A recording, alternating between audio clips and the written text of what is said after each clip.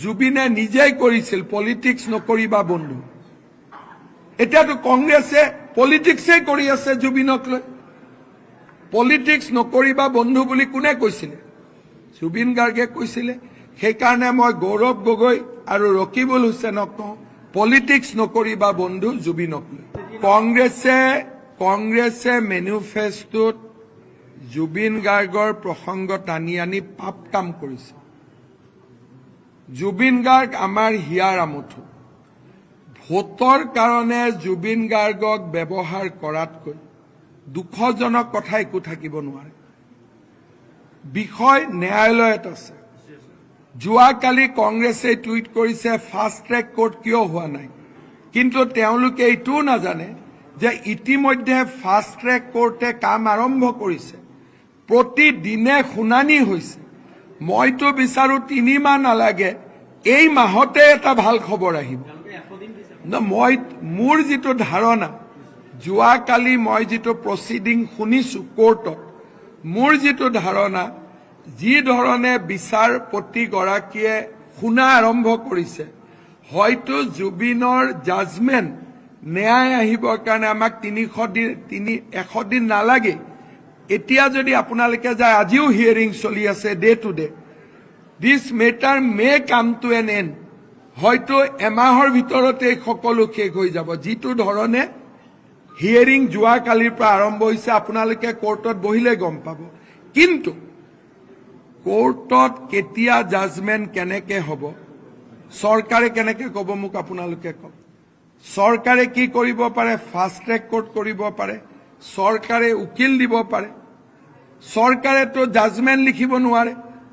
গতিকে কংগ্ৰেছে যেটো কাম কৰিব নোৱাৰে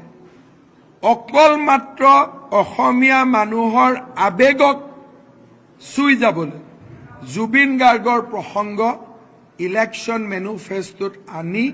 কংগ্ৰেছে এক অক্ষমনীয় অপৰাধ কৰিছে আজি কংগ্ৰেছে কাক আনিছে যিজন মল্লিকাৰ্জুন খাৰ্গে ভূপেন হাজৰিকাক অপমান কৰিলে আৰু জুবিন গাৰ্গক জুবিন মাৰ্গ বুলি কৈ অপমান কৰিলে তেওঁ কি আমাক ন্যায় দিব যিজন মল্লিকাৰ্জুন খাৰ্গে অসমত সেমিকন্ডাক্টৰত কাম কৰাৰ মানুহ নাই বুলি অসমৰ যুৱক যুৱতীক অপমান কৰিলে তেওঁ কি জুবিন গাৰ্গক ন্যায় দিব আজি মই কংগ্ৰেছৰ নেতাসকলক প্ৰশ্ন কৰো যে আপোনালোকে বিমানেৰে আহে জুবিন গাৰ্গৰ সমাধিলৈ যায় কাৰণ তাত আপোনালোকে ৰাজনীতি আছে আনে ভূপেন হাজৰিকাৰ সমাধিৰ সন্মুখেদি আহে তাতে কিয় নুখুমায় শহীদ বাকৰিৰ সন্মুখেদি পাৰ হৈ যায় তাতে কিয় নুখুমায় তাৰ মানে জুবিনক লৈ জঘন্যতম ৰাজনীতি যি কংগ্ৰেছে আৰম্ভ কৰিছে তাক অসমৰ মানুহে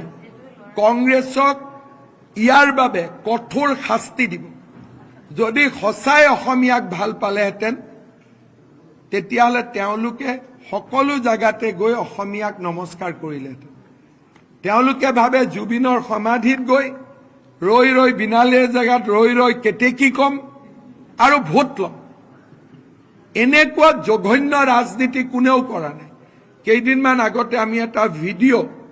আপোনালোকক দিছিলো আপোনালোকে চাব ছ'চিয়েল মিডিয়াত আছে ইনক্লুসিভ মাইণ্ডে তেওঁলোকে ষ্টাৰবাকত বহি এখন মিটিং কৰিছিল মিটিঙৰ ভিডিঅ' অডিঅ'টো ইমান ক্লিন নহয় কিন্তু সিস্টেমৰ জৰিয়তে শুনিব পাৰে ইনক্লুসিভ মাইণ্ডে কৈছিলে যে আমি জুবিনৰ ইস্যুটো বেছিৰ পৰা বেছিকৈ আনিব লাগিব তাৰ বাদে আৰু সিট পোৱাৰ কোনো ৰাস্তা নাই আমাৰ লগত ভিডিঅ' আছে তেওঁলোকৰ লগত থকা মানুহে আমাক ভিডিঅ' কৰি ভিডিঅ' দিছে আৰু এই ভিডিঅ'টো ছ'চিয়েল মিডিয়াত অলৰেডি আছে কিন্তু জুবিনক লৈ মই ৰাজনীতি কৰিব খোজা নাই কাৰণে এই ভিডিঅ'টো মই আপোনালোকক সন্মুখত দিয়া নাই কিন্তু যদি মই মুখ্যমন্ত্ৰী হওঁ এই ইনক্লুসিভ মাইণ্ডৰ গোটেই কেইটাকে আমি এৰেষ্ট কৰিম যে এনেকুৱা ঘৃণনীয় ষড়যন্ত্ৰ আপোনালোকে কিয় কৰিছিল কিন্তু আজি মই